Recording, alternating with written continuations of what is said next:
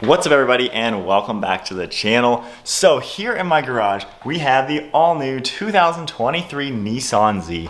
This is the evolution of the iconic Z car from Nissan, and it's been really sweet to check out what this car has to offer. So today's specific video we're going to be talking about the trim levels available for this car or lack thereof. So I have the window sticker on this particular one. This is the Z Performance, which is the fully loaded top of the line car. This is every option available that we know of on it. Of course, we have some extras like the two-tone paint for the roof. We got illuminated door sills.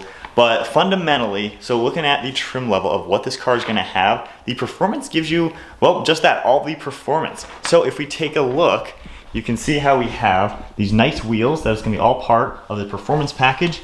We get the upgraded Akebono braking system, nice big calipers in back, and then you also get the nice big calipers up in front. On top of that, if we take a look at the interior, we get the two-tone leather with micro suede. You can see all of the red and the black micro suede fabric. Beautiful interior. Moving in back, we are going to get a limited slip rear differential. You also get this lip spoiler on the top here. And then if we go inside, in the interior, we get a navigation system, Apple CarPlay. You get the full LCD screen right in the center. You also get the upgraded Bose audio system, the aluminum pedals down below, and a front chin spoiler in the front bumper. So that's basically what the Performance gives you. It gives you everything. It gives you the performance stuff and the interior luxuries. The other option available, the only other option, is the base. And the base gives you none of that. So you have the open diff, normal Nissan brakes, no spoiler, no two-tone option. You get cloth interior, no navigation, no heated seats, no radar cruise control, no Bose audio system, no power seats, none of that. Just the normal basic car. However, let's take this for a spin and talk about what Nissan used to do with the 370 and what I really think they should do and most likely might actually end up doing in the next year or so with this new Z. So talking about the Nissan 370Z, that car was out for over 10 years. Generally speaking, there were 4 trim levels available aside from the Nismo, of course. But with the normal 4 trim levels, you had a base model, a sport model, a touring model, and then a sport touring model.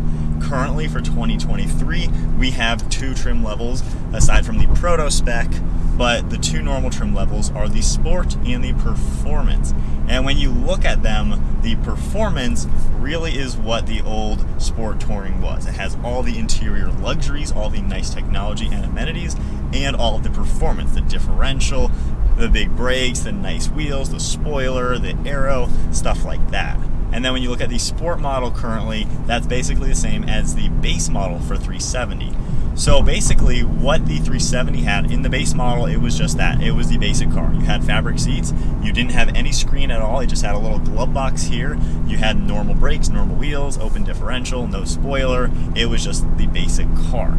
You could then get the Sport trim level, which gave you the nice wheels, the nice brakes, the differential. I think it gave you the wing as well. However, the interior still had the fabric, no navigation, manual, basic seats. And then you could also instead get the touring model, which didn't have any of the exterior, so basic brakes, wheels, differential. However, the interior then had all the luxuries, the navigation, the heated seats, the power seats, the leather interior. And then of course the Sport Touring was a combination of the two. You had all the good from the inside and all the performance. So it's a little odd that Nissan isn't unveiling the new Z with those extra 2 mid-level trim levels, because when you look at it, the base Z, or the Sport Z is what they call it, that's around $41,000 after destination. This car, the Performance, the fully loaded car, this thing is $51,000 after destination. Of course, you can add a few more accessories. This one is spec'd around $53,000 with the paint job on it. But when you think about it, why isn't there a $45,000 option on this car? Because I think that's a really good sweet spot. I think maybe older demographics, they don't really maybe care when they buy this car about having the differential, the wheels, the brakes, and the spoiler. They just want a nice, comfortable, sporty looking car. So they would get the touring model, which just gives you this interior. You get all the luxuries that you're gonna want, the radar cruise control, all this technology, the seats and all that stuff, but they're not gonna be taking it to the track. And then on the flip side, I think the much younger demographics who strictly want the Z to be a fun sports car as cheap as possible, they're going to want that sport trim level to where you can get just the wheels, the brakes, the differential, but just have a basic interior because they don't care about that stuff. And then other people, like me personally, when I bought my 2012 Z, I wanted everything. I wanted the nice interior and I wanted all the performance. So I'm confused why Nissan isn't offering those two trim levels, because I think that would be really good to have a $45,000 one right in the center. I think they should rename the Sport Z and call that just the base, just the Nissan Z, and then have an actual sport trim that's 45 grand, and like you would expect, have all the performance stuff with just the basic interior, and then have another touring trim level again, same price as the Sport, I think, but with all the nice interiors without the extra stuff on the outside.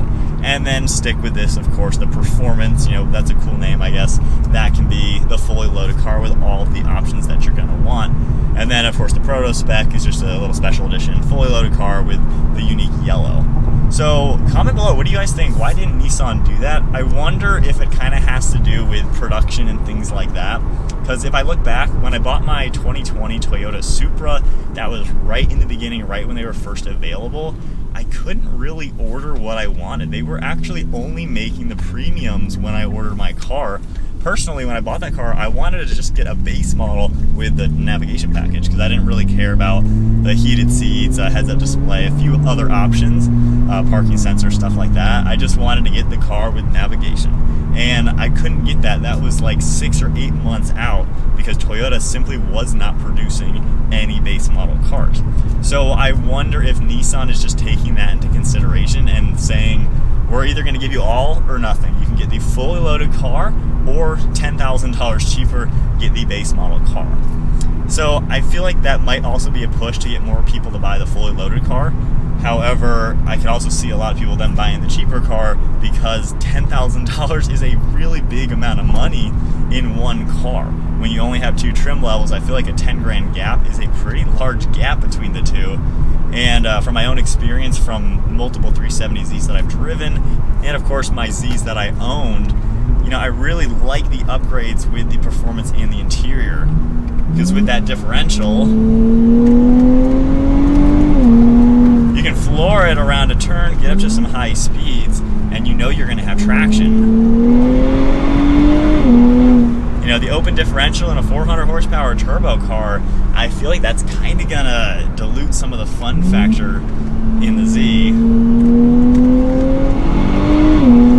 And then having these big brakes, they do a really good job bringing this to a standstill. And of course the nice wheels look pretty cool. So I think you're going to be kind of missing out on a little bit of the fun if you go with the base model car. And I know there's going to be a lot of people out there who wouldn't mind spending a couple extra grand, low 40 still, to at least get the performance mechanical features on the Z, who may not want the nicer interior. And then, like I said, maybe older demographics who just want a fun car, they're just going to cruise around in, never do performance, real driving. They don't need the mechanical stuff. They just want comfortable interior, a few little nice options, navigation, stuff like that. So I think there's a big market for those middle cars. I would still just get the fully loaded car personally just because, I like all the things that it has to offer. But I think Nissan could probably reach more buyers if they offer those two middle trim levels. I think there's just such a big value to having it a little bit more customizable than just getting fully loaded or base model. And then on top of that, when the Nismo comes out, I'm sure that's going to be close to 60 grand. This car, 51 to 53, I think about 60 grand is pretty reasonable for what the Nismo edition is going to have to offer.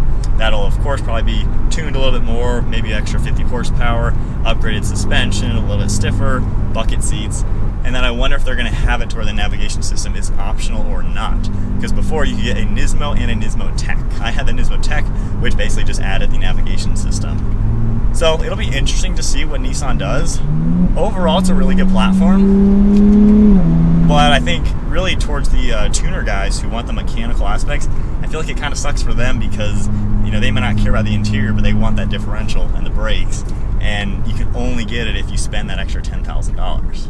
So with all that said, what do you guys think about Nissan only offering you the top of the line car and the base model car? For those of you who are also considering buying the new Z, is that going to deter you from buying the car? You know, is the 10 grand gap too much to go for the extra mechanical features if you don't want the interior? Or is it not too bad of an increase? And because you're getting all the interior luxuries, you can justify the extra increase in price. Like me personally, obviously I think this car is worth the price, and I think the base model is worth the price. Just, I feel like there's probably quite a few of you who would probably go for the one in the middle to just get exactly what you want and nothing aside from that.